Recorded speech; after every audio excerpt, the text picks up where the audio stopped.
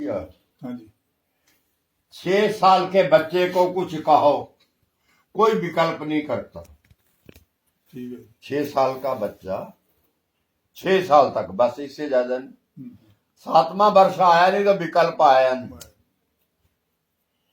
ਇਹ ਕਿੱਦਾਂ हम्म, ये विकल्प होते हैं ना हाँ जी, जी। ये क्यों हुआ, ये होना चाहिए था, ये क्यों नहीं हुआ, ये होना चाहिए था। हम्म, ये विकल्प होते हैं हम्म, कि ये नहीं तो ये, या ये नहीं तो हाँ जी, ये विकल्प हैं सारे। हम्म, तो उनको मैंने कहा, गांव वालों को, हाँ जी, कि आपका 6 साल का बच्चा कोई अभी भी है तो देख लो, हम्म, उससे बात करके देखो, थोड़ी बात कोई उठा तो कोई नहीं, ना बात किसी ने की, हम्म, न बच्चा कोई संबोधित किया उन्होंने। हम्म, मैंने फिर कहा कि आपका विश्वास है? कहते नहीं, हाँ हमारा है। कि 6 साल तक ऊहा पोह कोई नहीं करेगा बच्चा। ये नहीं खाना में, ये नहीं पीना, ये तो करेगा। ये नहीं पहनना में, ये पहनना, ये तो करेगा।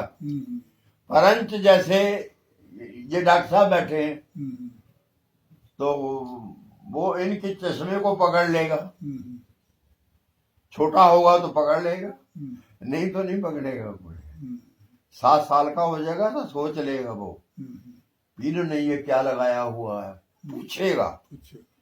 फिर आप कहेंगे कि ये चश्मा है जिसे आंखों के द्वारा ज्यादा से ज्यादा देखा जाता है, उसको ये पता नहीं आगे ज्यादा से ज्यादा, वो नहीं जानता क्या होता ज्यादा से ज्यादा। ठीक है वो तो अपनी आंखें जानता है, उसका भी नहीं है पता वैसे कि अगर कोई बात तकलीफ हो जाए तो क्या करना, मतलब कहाँ जाना है, डॉक्टर साहब के पास जाना, कहाँ जाना, क्या करना। ठीक है, देखिए फिर 6-7 साल कौन पालेगा? परमेश्वर ने युक्ति निकाली हुई है। पिता अपनी जिम्मेवारी से निबट कर फिर कोई काम करता है? नहीं करता, कोई काम नहीं। पत्नी बीमार हो जाए गर्भ, बच्चे के गर्भ में होते हुए, तो उसको ज्यादा पूछने को तैयार नहीं। बुरा नहीं मानना मेरी बात का, फिर ऐसे हमने देखे हैं केस।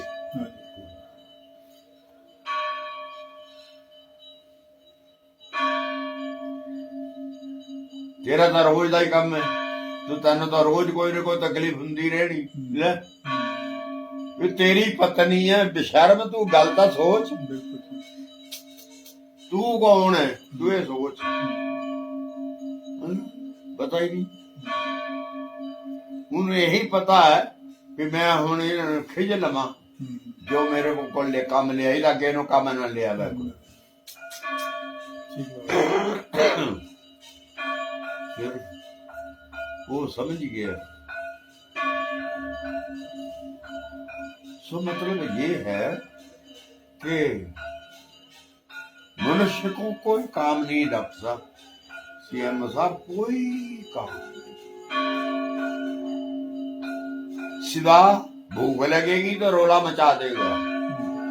बच्चा भी ऐसे ही करता है ना, जब छोटा होता बिल्कुल इतना होता तो दूध दाद पीता है, केवल दूध पीता है, तो दूध नहीं जानता वो क्या होता है, पर वो ये बात जानता है कि भूख लगेगी अंदर कुछ, तो चिल्लाता है। बस उसको बोलने का भी पता नहीं है कि अब मैं क्या बोल लूं, किसको बोल लूं, चाहे माँ की गोदी में ही पड़ा हुआ हो, जिसने दूध पिलाना है, बोतल बातल में डाल डूल कर आजकल के कई कुछ चला हुआ है ना, तो वो सारा प्रबंध तो माँ करेगी, और उसको वो बोलना तो नहीं जान रहा कि कैसे बोलना, क्या बोलना।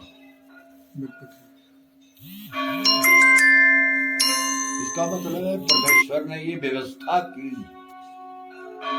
कि इनको लंबे संपर्क में डालो, लंबे संपर्क में डालो, फिर ये स्कूल पढ़ेंगे, स्कूल के बाद कॉलेज पढ़ेंगे, यूनिवर्सिटी पढ़ेंगे, फिर इनको अकल आ जाएगी, समझदार हो जाएंगे, फिर ये सारा कुछ जान लेंगे दुनिया का, और मेरी जरूरत को भी जांचेंगे कि मेरी क्या जरूरत है, मैं क्यों हूं। वो तो हो गया, वो तो जन्म हुआ हो गया, पल गया, पुस गया, बड़ा हो गया, पढ़ लिख गया, पर आगे बात हाथ नहीं आया। पढ़ाई ने अकल बदल डाली दूसरी तरफ, ठीक है ना। और कुछ नहीं सोचता आदमी, फिर जो उसके मन में आता है वो करता। ना किताबों का पता, ना धर्म का पता, ना ज्योतिष का पता, ना समृतियों का पता, कुछ नहीं पता। उसको पता मैं हूं या मेरी इच्छाएं हैं, मेरा काम है कि मैं इन इच्छाओं को पूरा करूं। कैसे हो सकती? इसलिए परमेश्वर ने यह गठबंधन किया। वो गठबंधन आगे आकर के बिगड़ गया। जब उसको सूझबूझ हो गई सारी, तो वो फिर बिगड़ गया, फिर भूल गया। कोई जज बन गया, कोई डीसी बन गया, कोई कमिश्नर बन गया, कोई चीफ साहब बन गए, कोई साहब बन गए साहब। जो अंतिम पद है कोई, वो भी आदमी को मिल गया दुनिया का। राष्ट्रपति का है, प्रधानमंत्री का है, किसका है मुझे पता। तो वे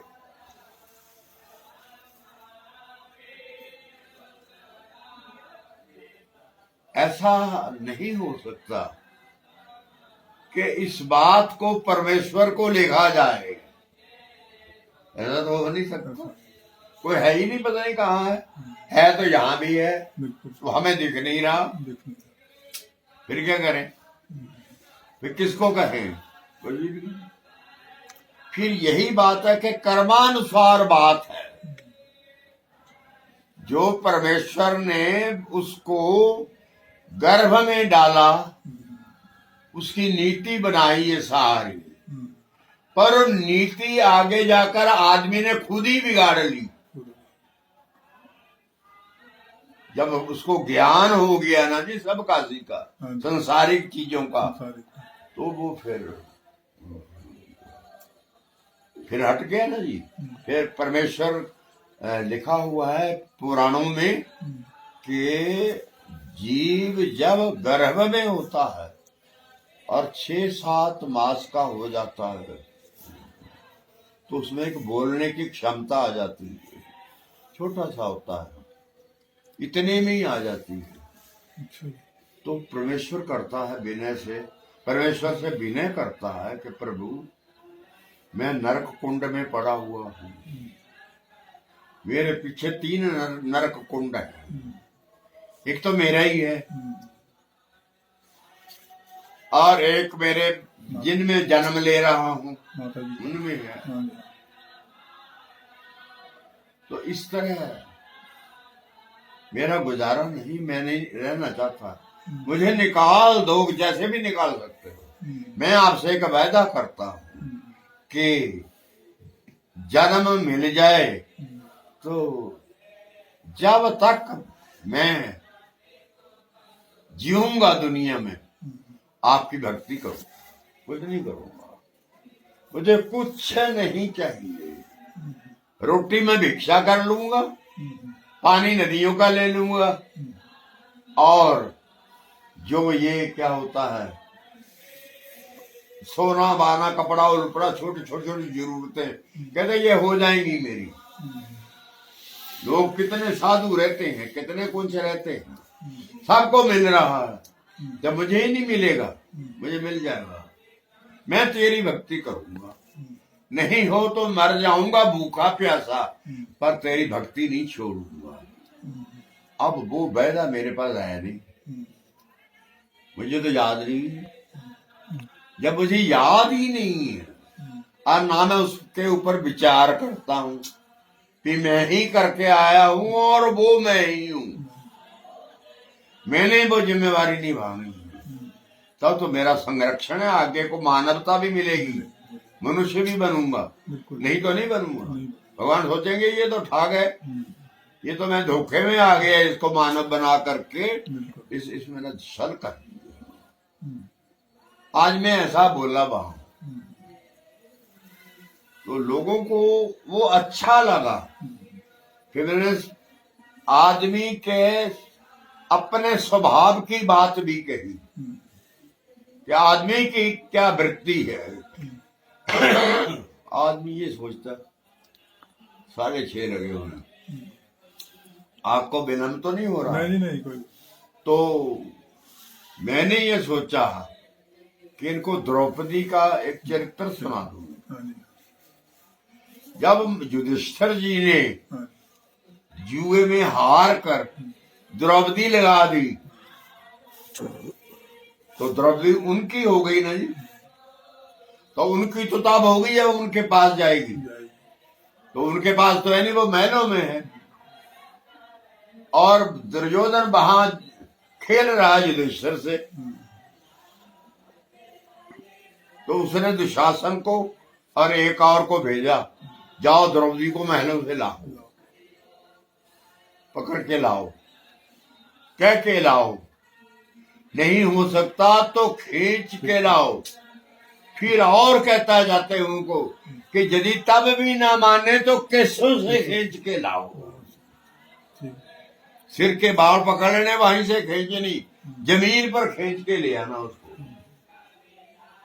अब समझ गए बात? हाँ जी एक राजरानी को राज में रहने वाली के औरत को, देवी को ये व्यवहार आ जाए करने पर, तो वो क्या सोचेगा? उसका तो मरण हो गया उसी समय। बिल्कुल वो सांस रहे बीच में ना रहे वो अलग बात है। बिल्कुल। इसलिए हम मनुष्य हैं, स्त्री वो भी मनुष्य है, परंतु ये बात हमें मनन में लानी है, रोज लानी है कि भजन होना चाहिए। सही। यदि भजन नहीं होता तो मेरे इस बड़े भारी कमाने का और करने का और करने का तो कोई अर्थ नहीं। कोई अर्थ नहीं, कोई अर्थ। वो तो अपना ही गुजारा है, हाँ जी। कमाया, ले आए, खा लिया, पी लिया, उठे सुबह फिर काम में चले गए। बिल्कुल। और काम है कोई? और कोई कोई काम नहीं, कोई काम। क्यों डॉक्टर साहब? यही है हमें काम, क्योंकि परमेश्वर ने अविद्या दे दी हुई है अंदर, एक अज्ञान जिसको बोलते हाँ हैं। जी वो अज्ञान इस बात को आगे नहीं आने देता, बिल्कुल। वो कहता पीछे रहो, बिल्कुल ठीक। यहाँ राज्य मेरा है। फिर क्या करे आदमी? नहीं ना बात आती पास, आती नहीं। वो बाल्य जन्म से भी पहले की बात, जन्म होना 2 महीने के बाद या 3 के बाद, परंतु बच्चे को नहीं पता। जब बच्चा जन्म ले लेता है ना, फिर सब भूल जाता है कि मैं अंदर गर्भ में भी मैंने कोई परमेश्वर से वायदा किया, नहीं पता, उसकी को नहीं पता, उस मुझको नहीं पता है, किसी को नहीं पता। और जब बड़ा हो जाता है तो छोटा छोटा तो जो माता पिता कराते हैं वो करता रहता है। यहाँ मथा टेक देगा, यहाँ फेरी ले लेगा, ये प्रसाद ले, ये चरणामृत ले, ये ले, ये ले, सब लेता रहता है। पर जब अपनी समझ हो जाती है 8-10 साल की, 12-14 साल की, फिर वो मुकरने लग जाता है। मुकरता है या नहीं मुकरता? बिल्कुल। बहुत सारे बच्चे देखो लोगों के, ठीक है, जो अच्छे कहने में लगे हुए थे वो ही बदल जाते हैं। इसलिए मनुष्य को अपनी यहाँ एक गाना बना हुआ है इसके ऊपर, अच्छा जी, गर्भ का जो इकरार था तुझे याद हो कि न याद हो। शायद मैं कभी सुनाई ना हो बात आपको, सुना ही तो नहीं। हाँ, कभी याद हो कि ना याद हो। तू करके आया हुआ, कहते अपने आप ही, अब याद नहीं है तुझे, कहते कभी बोला ना उसने, जो गर्व का इकरार था है नहीं, था बोल दिया। जब तू था आ गया इधर, वो गर्व की बात है। और नारायण के प्रति तुम क्या सोचते हो? ये नहीं होगा। कहते हैं वो जो गर्व का इकरार है उसको याद रखो। पुराणों में लिखा हुआ है, शास्त्रों में लिखा हुआ है, वेदों में लिखा हुआ है।